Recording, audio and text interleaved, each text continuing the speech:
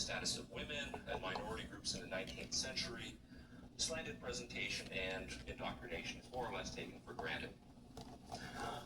And behind all of those professional applications, we find that the big contemporary names on everyone's lips, the big guns who are appealed to by everyone, are people like Thomas Kuhn and Richard Rorty, two American philosophers, and going across the Atlantic, Jacques Derrida, Michel Foucault, and Jean-Francois Lyotard.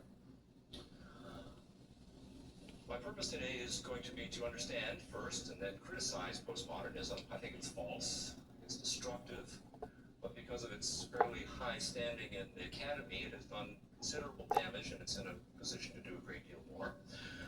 Postmodernism is a philosophical and a cultural movement, and such movements require that a lot of groundwork be put in place, that a great deal of scaffolding be erected, and that takes a lot of work by intellectuals over several generations.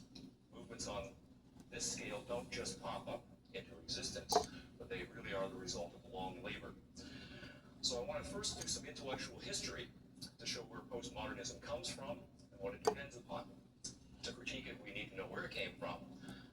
Postmodernism has many symptoms in a variety of fields and applications, but to cure those symptoms, we need to find the source or sources.